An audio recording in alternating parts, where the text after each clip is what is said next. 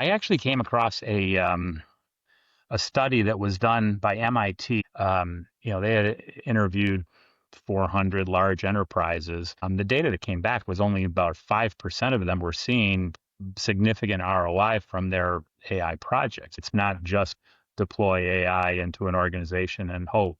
We've got to have a purpose and a plan for this. Today we have with us Mike Ryan from SpiceX. I'm really excited to have you on the podcast. Could you first tell us a bit about your background and tell us about the business? Sure. I would call myself a student of outsourcing, actually, from the moment I graduated from university many, many years ago. I'm not a kid. I got into the outsourcing industry. Started out at the intersection of polymer chemistry and electronics. That led to contract manufacturing and building a system-level communication systems. And from there, realized that IT was becoming an outsourced commodity. And in doing that, joined a managed security service firm. We were actually kind of the first managed security service firm to address the big challenge that community and regional financial institutions had for securing their networks and their systems and allowing their organization to handle everything from virus scanning of email through to managing the browsing activity in all of the organization. From there, I ended up acquiring a contact center business after finishing that project. And when I bought it, I actually had the thesis that we would not continue software development. It was kind of a hurry sale. We were trying to save a business. And then when I joined the organization, sat down and really got to dive into what they had built from a technology standpoint and realized that it was really something special. I was one of the first adopters of Salesforce way back when in the late 90s, early 2000s with that managed security service firm. And I realized that the contact center in particular needed something to do a better job of orchestrating and presenting information and data to clients. So we were really one of the first iPaaS organizations in the space, and that's the genesis of now SpiceX. Amazing. And so what's really the focus today for the business? So we make it easy for organizations to automate and iterate at scale, to build workflows and automations, and particularly now with AI. I tell people, take your hand, turn it, palm up. Here's your communication systems. Here's your traditional CRM. They've already been connected together for years. But here's all these other systems, and particularly AI and multiple AIs that now need to be connected together. Our first layer sits right here and connects all of that data together, structures unstructured data, and makes it easy to access and use that data, build databases on the fly and such. Built on top of that is a workflow engine, making it very easy to drag and drop and create automated workflows amongst the data. So. Makes sense. I've seen a lot of businesses that I've started recently that are ultimately AI native and really started in the last couple of years.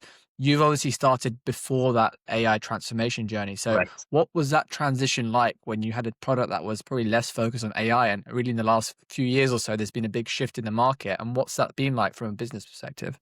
I'm glad you asked that. When AI came out and, the first few iterations, particularly in the CRM space, here's our AI. Great.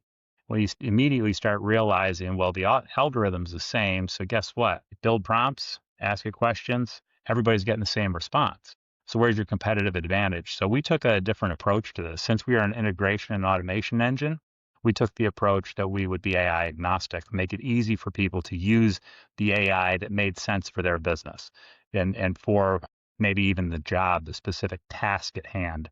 If you're in the healthcare industry, maybe there's, you want to use a GPT to build, emails and communication, but you also may want to use a more regulatory compliance solution for specific things in terms of communicating with consumers and such.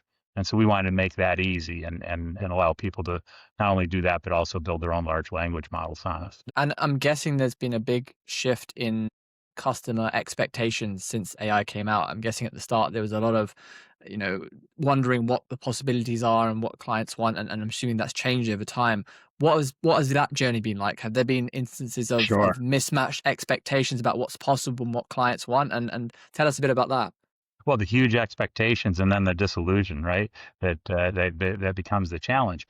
And one of the things of note is that as more and more people use AI, and depending on the time of day, the workloads can affect the response times and such. And, there are times when there's been systems that go down. And so we've had the ability to kind of provide organizations the ability to lever AI But in this imperfect world, if something goes down, still present information to the agent, to the business user with a alternative workflow that kicks in if there's any fault in the system. That makes sense. Yeah, understood. What's really the focus at the moment in terms of market? Because this solution that you provide is really something that's broadly needed across the industry. Is that your target at the moment, or do you have more of a niche vertical focus or a number of verticals that you're really focused on growing within? So we're taking a hybrid approach to that. So we're very capable horizontally, right? Any organization could use us to build their systems. I mean, we have clients that have started with a vision and 10 people and built a workflow and an automation and a capability for a specific industry. And the next thing you know, they've acquired 3 times over their largest competitors because they became so efficient and so capable compared to what the state of that industry was. So I'm obviously looking for those types of opportunities. Those are very, very interesting to me because to go from here to massive scale, hundreds of seats and all that is exciting and fun, and empowering those entrepreneurs is great. At the same time, we have tremendous opportunity in the large enterprise, upper mid-market enterprise space, right? Because those organizations, again, are looking for the ability to iterate and automate at scale. So be able to connect their systems together, build the workflows that they have, and then continue to iterate on them.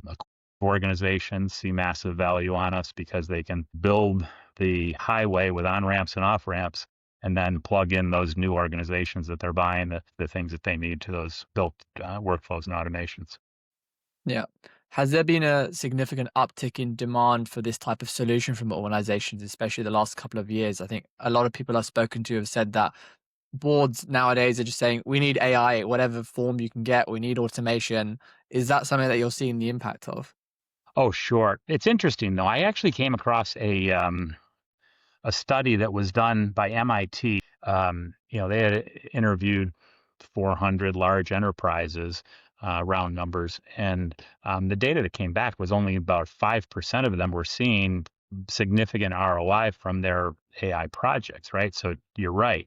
What are we doing in AI? That panic of we're going to miss out is there, but at the same time, an approach which really understands what are we trying to gain, what can we gain from that, I think is important, right? A strategic approach. I think about your background and all that stuff that, there needs to be let's say it, a cohesive plan on what are we going to do. It's not just deploy AI into an organization and hope, live on hopium. We've got to have a purpose and a plan for this. And are we going to do it in a method that assures ROI and that we can lever. What are your thoughts on what that would look like? So, the cliche statement, begin with the end in mind. What are we trying to do with it? I think the cool piece of it is that once you get AI in your hands and you really start to realize what you can do with it, right? And you just keep riffing on it, right? And then you keep building. I think the next step though is going to be not just, relying on a prompt and an algorithm, but it's actually going to be using dynamic data to build dynamic prompts that are real time and making things happen for the organization real time. So I think that's kind of the thought process, is building out a workflow or a vision board for what we're trying to create. Understood. Building off of that, I would say we're probably in the early stages of this technological revolution, if you want to call it that. And probably the next 3 to 5 years, there'll probably be a lot more change that's really happening. From your perspective as a kind of CEO of this business, what are your expectations about what the future will look like from a tech perspective that you need to start thinking about positioning your business from today? Sure. Well, that's our commitment. Our brand commitment is that we're future proof. We designed the platform to be very modular. I bought a contact center that had developed its own technology. And when I decided that we were going to continue to do this, I said, okay, well, we need to rewrite to the state of the cloud. And the great news is my CTO came back with a fabulous vision of how that would be. And it would be a very modular system, very capable of plugging and unplugging as technology changed and evolved, those components that are critical to bring into the mix. As I just said about the whole concept of dynamic AI prompts and those types of things. Very critical. Obviously, with each day, the pace is quite astounding. It gets better at writing code and all that stuff, but there's still that human element that's going to be a key to it. So how can the organization provide an interface to the team so that it can effectively work with AI, right? And again, riff off of ideas and build, orchestrate something really, really special for the team. Interesting. I want to pivot more to now the business side of Sure. things. You've been in operation for a number of years now. Yes. Has that mission statement or that vision of the company changed over time as technology has changed, or has it been quite a consistent vision and mission that you've had from the beginning with the business? I think the vision has been fairly consistent. The patient growth with which we have had has been mainly on me. Take blame or credit for that, but more blame. But yeah, I think the mission has always been to empower the creative entrepreneur, and when I say entrepreneur, I don't mean, just again, somebody starting a business. I mean that entrepreneur in an organization, that creative in the organization that's just not satisfied with the status quo, is tired of being stuck with, constraining tools with generic CRM platforms and such, and platforms that aren't able to be configured to really create what the business needs to deploy the vision and capabilities that an organization has quickly and rapidly. Understood. What's been the growth journey so far? What's been the main strategy that you've employed over the last number of years to grow the business to where it's at today?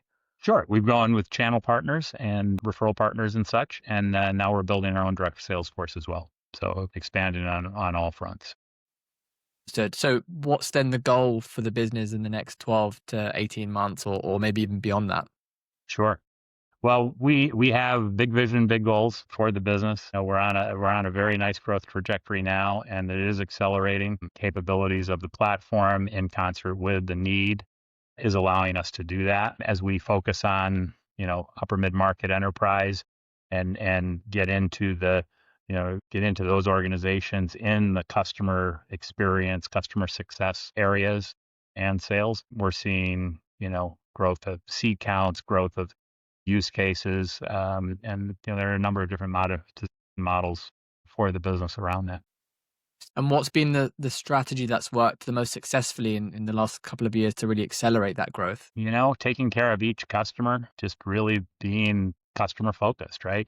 Don't lose customers. I think that's the neatest part about the business is that, we have customers who've been with us an awfully long time and they've all grown substantially. So add value every day. That's kind of our mantra and vision for the business. Be available to them when they have questions and challenges. Great. You've got very ambitious growth goals for the business in the next few years. What would you say is the one biggest challenge that you'd face that may hinder getting towards that goal? The challenge any business faces is being bold enough, right? Aggressively executing on a plan. I mean, I think that's really the getting stuck in the we can't, should we, or the questions. You look at some of the great entrepreneurs and how they've built businesses and all. They focus and believe that they can create something of value, and they execute on it. Again, I think it truly comes down to execution, team, just creation. Yeah. I don't know. That was a really good question. I could have come up with a lot better answer. No, I do like the answer about being bold. It's more of a mindset element of shooting for the stars, as they say. And if not, you land. Actually, what is the phrase? Shoot for the stars, and if you miss, at least you're in the atmosphere. I think I've definitely We butchered made that. it to the moon, right? Yeah, you've made it to the moon. You made it to the moon. Yeah, Yeah, understood.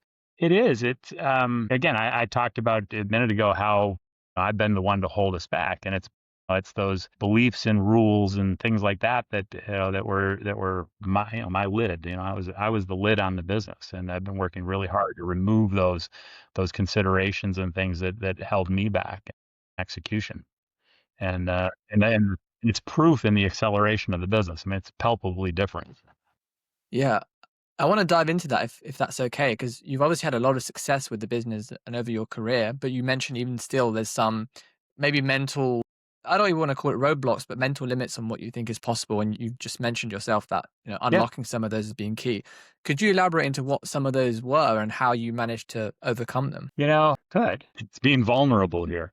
I think part of it, a fear of success, a fear of, I had some things that happened to me early in life that caused me to have a fear of selling a product that was inferior, the quality, and such.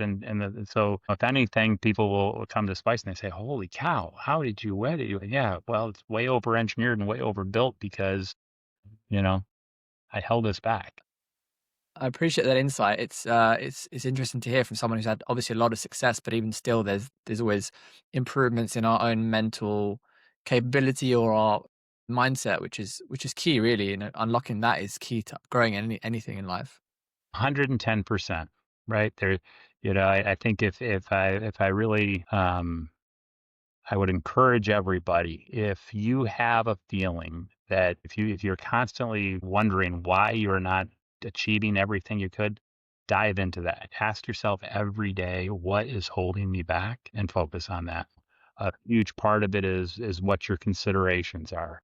You know, oh, I'm not sure I could be that CEO. Why can't you? There's plenty of education knowledge. I mean, with podcasts like this, with plenty of different mentors, coaches, etc., available to you to up your game.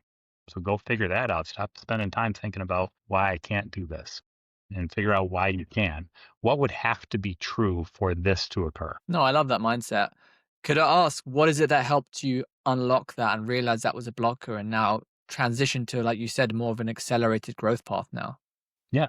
I think it's being inquisitive, and looking at how people have addressed challenges and and overcome, as I said, the questions that I had every day, and then attacking them, using, modeling what other people have done and learning tools and skills and capabilities.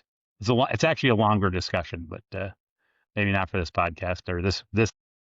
Not this episode. No, got it. Got it. Great. And since you've managed to unlock that and really shift into the next gear, what's Yeah. that look like in terms of your outreach or your sales and marketing to really grow the business? So we're expanding our marketing, our outreach, using all of the different channels available to us to get the message out. And it's a message of not just the platform, right? The platform is tremendously capable and you can do a ton of things with it, but it's that expertise that this team brings because of all of the different workflows, automations, and capabilities we've done for organizations. We really have, a depth of understanding and knowledge that is very difficult to replicate and find. And so, I would highly recommend that people seek out, again, mentors and people that have had the experience and trod the path that they're trying to achieve. Understood. And what's been the kind of early or indicative successor, though, that increased focus on growth? Has there been a lot of successful conversations that have come from it, or are there still some challenges in some of the channels that, to really unlock that next level? Now, we are seeing some really good indicators of that it is working. Can we always do more? Absolutely. We need to continue to expand that outreach, continue to, again, appreciate this opportunity, right? These types of opportunities get the message out a little more. Somebody may come find us and it may move to a next level. So those things are good. Side of the business, what are your goals, or where do you want to get to, where stage you have the kind of lifestyle and business? What's the kind of goals outside of the business side of things? Sure. So, actually, one thing I am passionate about because I spent a lot of years building things, being on the forefront of technology, and not achieving the level of success that I was capable of achieving. And so, and that caused a lot of stress, internal stress, personal stress, and such. So, part of what I want to do is really give back and try to help other people, other entrepreneurs, because we can make such a big difference. You build platforms, you build businesses, and you can really have influence and support people. And so it's a combination of building this business and supporting a community of entrepreneurs and leaders and business leaders that don't hold back anymore. I love that. What would you say has been the biggest learning for you over the last number of years that you spent running the business, being an entrepreneur, as you say? Yeah, how much one can hold themselves back. You can have all that good intent and be wanting to execute, but not understand how to release that capability and your full capability and nature. So Understood. Imagine you could go back to when you first started, knowing everything you know now, basically as you are now. What are some of the things that you would have done differently in building and growing the business? I understood that I wasn't achieving everything that I could. I tried to dive in and figure out what's holding me back at that moment. What are the things that I am considering to be true that are invalid data that I should be addressing in a different way? Listen, this has been a really interesting conversation. I've loved how we've transitioned through a couple of different topics, discussing the tech side of things, the business, and I like this level that we went to, a more mindset focus about what it's like, on the entrepreneur journey and growing the business. And I And appreciate the insights you know there. what? Actually, if I could add one other thing, one of the Of things course. that was a really big shift for me was empowering the team, taking the time. We had a project a few months ago to sit down and take names and faces and all that out of it and figure out all the jobs to be done, all the hats to be worn in the organization, and created those lists of here's all the things that each um, marketing, sales, about 19, we ended up at 19 different hats in this business.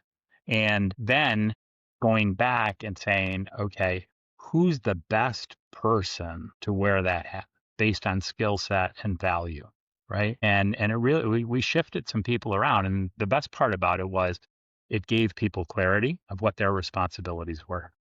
It got them doing what really lit them up.